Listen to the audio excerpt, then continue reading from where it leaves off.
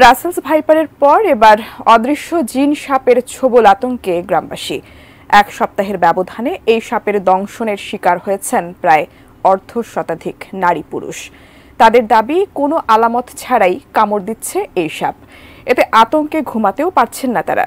এরই মধ্যে জিন সাপের ছোবলে একজনের মৃত্যু হয়েছে বলেও জানা গেছে।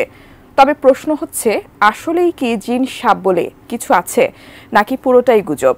কি বলছেন চিকিৎসকরা? বিস্তারিত এসআই রাজের রিপোর্টে। কদিন ধরেই রাসেলস ভাইপার আতঙ্কে দিন পার করছেন দেশের প্রায় সব এলাকার মানুষ। এর মাঝেই এবার নতুন যুক্ত হয়েছে অদৃশ্য জিন সাপ আতঙ্ক, যেই আতঙ্কে দিন পার করছেন যশোরের চৌগাছা উপজেলাবাসী। গত এক সপ্তাহ ধরে উপজেলার পাশাপোল ইউনিয়নের রানিয়ালী গ্রামে অদৃশ্য কথিত জিন সাপের দংশনে অসুস্থ হয়ে পড়েছেন প্রায় অর্ধশতাধিক নারী পুরুষ। জানা যায়, গেল সোমবার একদিনেই ওই সাপের কামড়ে অসুস্থ হয়ে পড়েছেন একই গ্রামের 12 জন নারী, যাদেরকে পরে যশোর জেনারেল হাসপাতালে ভর্তি করা হয়। তবে চিকিৎসকরা বলছেন, অসুস্থ সবাই ম্যাস হিস্টেরিয়া ইনসেক্ট বাইট রোগে আক্রান্ত হয়েছেন। স্থানীয়রা জানান, গত 1 জুলাই রানিয়ালী গ্রামের আব্দুল হকের স্ত্রী রাবেয়া বেগম সাপের কামড়ে মারা যান।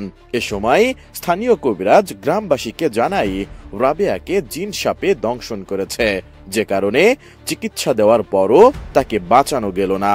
এরপর থেকে গ্রামে কথিত জিন সাপ আতঙ্ক ছড়িয়ে পড়ে।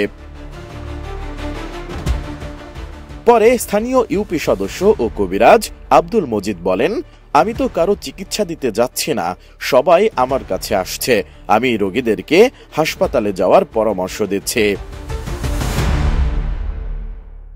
এ বিষয়ে জানতে চাইলে স্থানীয় ইউপি চেয়ারম্যান অবাইদুল ইসলাম সবুজ মুঠোফোনে জানান, জিন সাপের প্রভাবে মানুষের মধ্যে একটা আতঙ্ক বিরাজ করছে। তিনি সেখানে থাকা অবস্থায় 4 থেকে 5 জন একই আতঙ্কে অসুস্থ হয়ে পড়েন। পরে তাদের মধ্যে একজনের শরীরে সাপে কাটার চিহ্ন পেয়েছেন বলেও জানান তিনি। আমি থাকা অবস্থায় 4-5 জন একই সিমটমে আক্রান্ত হয়েছে। তারপরে আমি তাদের কাছে যাওয়ার পর ছবি তুললাম, দেখলাম যে ওই সাপে কাটার যে সিমটম, সেটা আমি একজনের মধ্যে পালাম। এবং কয়েকজন এমন হয়েছে যে যদি খোঁচা লাগছে বা নখ বা হাতল দিয়ে যদি কারো কেটে যাচ্ছে, সেটাকে ওরা সাপে কামড় বলে আতঙ্কিত অবস্থায় আছে, বুঝতো? এখন এবং তারা প্রাথমিক ট্রিটমেন্ট নিয়ে তারা সবাই ভালো হয়ে যাচ্ছে। অনেকের আছে যে অনেকের বিষ গায়ে পাচ্ছে, অনেকের পাচ্ছে না।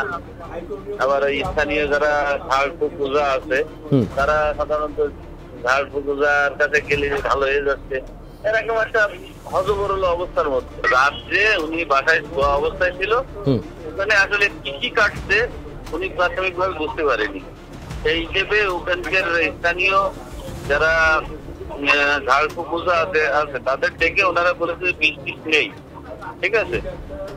উনি তারপরে উনি ছিল বাসায়, তারপরে অবস্থা বলতে কি তার হাত পা যখন অবশ হয়ে যাচ্ছিল, শারীরিক যন্ত্রণা করছিল, তখন হসপিটালে নিয়ে গেছে। এদিকে চিকিৎসকরা জানান, কোনো রোগীকে সাপে কামড় দেয়নি, তারা সকলেই আতঙ্কে অসুস্থ হয়ে পড়েছেন। মেডিকেলের ভাষায় এ রোগটাকে বলা হয় ম্যাস হিস্টেরিয়া ইনসেক্ট বাইট। এটি মূলত মানুষের নিউরো হরমোন ও মানসিক দ্বন্দ্বের কারণে হয়ে থাকে।